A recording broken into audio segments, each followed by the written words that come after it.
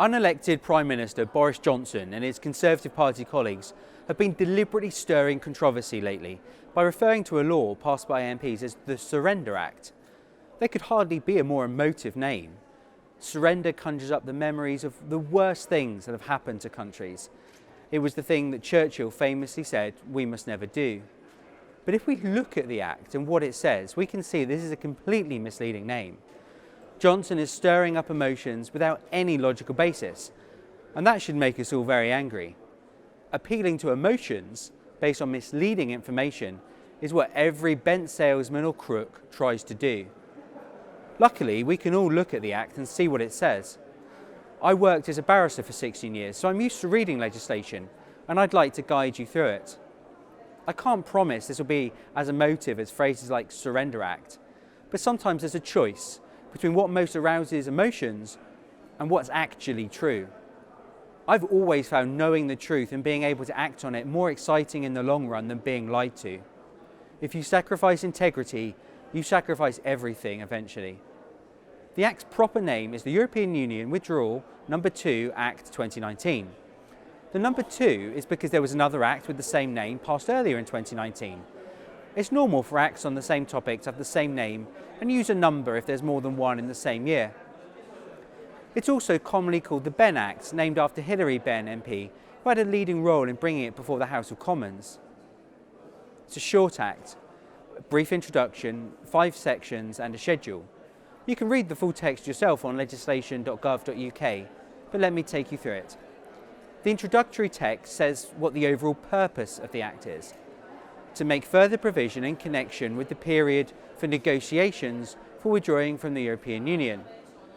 Then there's some flowery words that appear in almost all acts to confirm it's been passed by the Commons, the Lords and given royal assent by the Queen.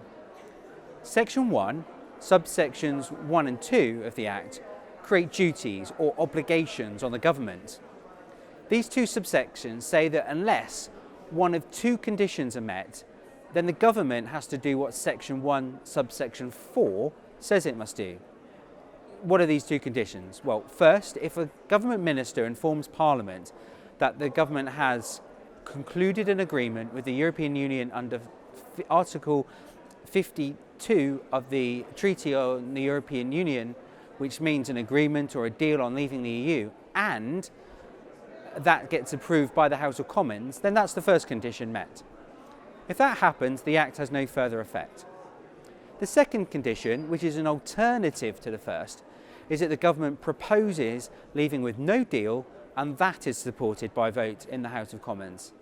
Again, if that happens, the Act has no further effect. In both conditions, the House of Lords has to debate the matter. So far, there's clearly no surrender of anything at all. There's simply an empowerment of the UK Parliament to have to approve a deal or no deal before those things go ahead. Boris Johnson can't do it on his own. Subsection 3 says that if neither of those first 2 conditions are met, we have to go to subsection 4 for what to do next. Well, what's that? Well, it's a step to avoid crashing out automatically with no deal against the wishes of Parliament. Subsection 4 says that the Prime Minister must seek to obtain an extension of Brexit period for 3 months. Now, we don't get this automatically. We will only get it if the EU 27 countries agree. Any one of them could veto it because the way the EU is structured gives every member state a lot of power. What would happen in the extension period? The Act doesn't say. It would be up to Parliament or the government to decide what to do. The government could keep negotiating to find a deal. It could seek to crash out with no deal at the end of January, or it could put the decision back to the people in a referendum, or a general election could be held. Parliament could pass a further law affecting which of those options is followed. But that's not provided for in this Act. Section 2 of the Act says that if there's an extension, then by the end of November, the government must report on progress with negotiations. There has to be a vote in Parliament on that report, and if there's a vote to reject it, then there has to be a further report in January. This has the effect of forcing the government to keep Parliament informed of what's going on, and if MPs are informed, then we, the public, are informed. Again, there's nothing here you could call surrender. Section 3 says that if the EU offers an extension for 3 months, the PM must agree to it. That makes sense following what Section 1 says.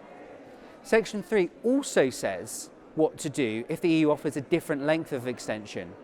It says that the government should agree to that extension, again avoiding no deal crash out against Parliament's wishes, unless MPs vote to reject the extension of that length. The power rests with MPs, who we've all elected, not with Boris Johnson, who none of us have elected.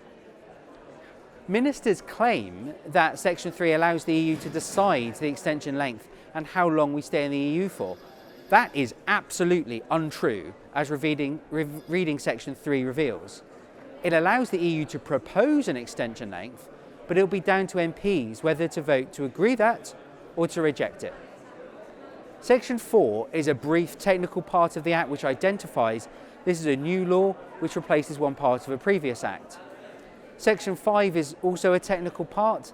It says the Act comes into force immediately, applies to the whole UK, and if there's any conflict with a previous Act, Parliament intends this, the newer Act, to be the applicable law. The schedule to the Act sets out the form of letter that should be sent if an extension is requested under this Act. This text is just 3 sentences long and says the UK seeks an extension for 3 months. So, having examined what the Act actually says, we can see there is nothing that amounts to surrender in it. Anyone who refers to a surrender act is simply lying to you. Brexit's been built on an edifice of lies. Lies about money for the NHS, lies that Turkey was going to join the EU. I can tell you, I'm here in the European Parliament, there are no Turkish MEPs here. The Act simply curtails Boris Johnson from crashing us out with no deal. On my website, I have a detailed report about the harm no deal would do. We can do better than Brexit. I'm proud to be British, proud to be European, and I'm most proud of having a commitment to the truth. I say let's have a people's vote on Brexit as soon as possible, and I'm sure the British people will vote to end Brexit for good.